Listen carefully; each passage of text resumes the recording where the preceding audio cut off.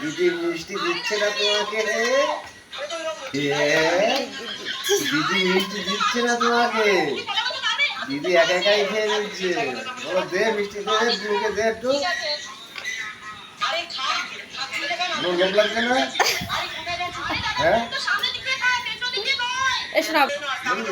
বুনুকে দে মা একটু। একটু সাইড দিয়ে বুনুকে, বুনুকে ছোট মানুষ না? কতটুকু দিচ্ছিস তুই? হাতে উঠেছে?